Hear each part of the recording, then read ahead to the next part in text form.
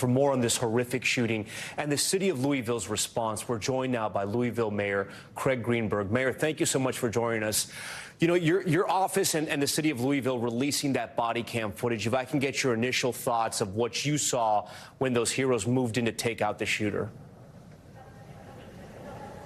Well, first of all, I'm thankful for the bravery and the heroism that the officers showed. Officer Wilt and Officer Galloway, as you can see, they had to go elevate their position to approach the shooter. They took gunfire. Officer Wilt was hit, and Officer Galloway continued to protect and to ultimately deal with the situation. And I just really want to thank them and everyone on LMPD for their service yesterday and every day. So that certainly is one thought. And the other is just how heartbreaking this incident is. When you see that, when you see the number of victims that there are, 5 yesterday, another individual killed by gun violence in Louisville. But individuals are killed by gun violence every day in our city or in other cities across the country, and it's simply too much. Mayor, you know, so on that point, though, I'm sorry to interrupt you. When you look at that body cam video, one of the things that stood out to me is that Officer Wilt, the officer who unfortunately took a bullet to the head, comes out with a handgun, and he's facing off against a shooter who has an AR-15. What did that make you think when you saw that? Oh, it's infuriating. If you care about our police officers, it's time for action. Here we have officers that are outgunned by assailants.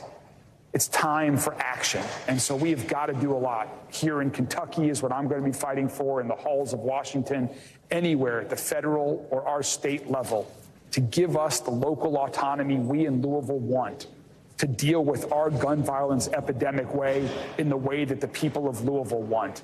Right now, we can't do that. Our Kentucky laws would make me a criminal if I sought to implement as mayor more initiatives to reduce the amount of gun violence, to crack down on illegal guns. I would be the criminal. That's insane. Mayor, it's time for serious action. Talk to us about something you brought up at one of your news conferences so our viewers can understand this. You were saying that by Kentucky law, the AR-15 used by the shooter to slaughter all those innocent people at the bank and to hurt and injure police officers is going to be auctioned off?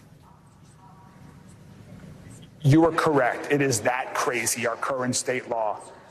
Under Kentucky state law, guns that are confiscated are ultimately required to be turned over to the state, who in turn auctions those guns off. And far too often, they end up back on the streets. We have evidence that guns used to commit crimes end up back on the streets to commit more crimes. So yes, this AR rifle that was used to murder 5 people yesterday and shoot at officers will indeed one day be back on the streets of Kentucky or some other state if we don't take action. Besides this mass shooting that just happened this week, you yourself have experienced gun violence firsthand. In February of 2022, a man stormed your campaign headquarters and fired a weapon point blank at you. I have to ask you, since you are now on the front lines of this debate, whether you want it or not, and you're in a red state, what are your thoughts, right? People want to keep their guns. They want to protect themselves. But at the same time, police departments, mayor offices, politicians, everyday people are coming under assault. What's the right answer? What is the solution here? Well, I think most people want common sense reforms. They want us to be able to crack down on illegal guns. They don't want guns that have used to commit crimes to end up back on the streets again to commit more crimes. So that might just be a starting place. That might just be one small step forward, but we have to start somewhere. We have to start doing something. I've now, as you mentioned, I was the victim of a workplace shooting. I'm fortunate. I survived physically unharmed. I lost a very close friend yesterday in yesterday's shooting. 4 other individuals also lost their lives. individuals, whether it's a mass shooting or an individual shooting, there is simply far too much gun violence. And so we have got to do something. Mayor, I do want to ask you about that. Louisville, you are the mayor. You have the benefit of being the mayor of a wonderful city in America. It's not a very large city, but it's a wonderful city with a lot of great history.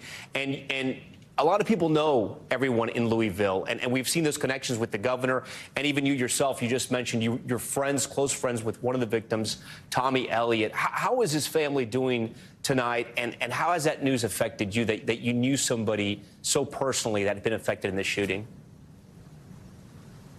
Oh, it added an extra dimension. I mean, the second I knew that it was an active shooter situation, when I got the alert and when I saw the address, I know a lot of people who work in that building. So I'm fortunate that more friends and associates were not killed. But whether it's me grieving and mourning with Tommy and his family or the other 4 families, it is a tragic situation. I'm leaving this interview right here to go continue to pay my respects to Tommy's widow, Mary Ann, who is also a close friend of my wife, Rachel, and mine. And it's just heartbreaking for the Elliott family and all of the families that lost a loved one yesterday, and to everyone who loses loved ones far too often in Louisville and in America to gun violence.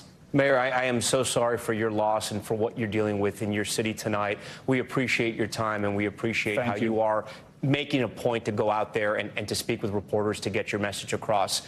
Thanks again for joining Top Story tonight. Thanks for watching our YouTube channel. Follow today's top stories and breaking news by downloading the NBC News app.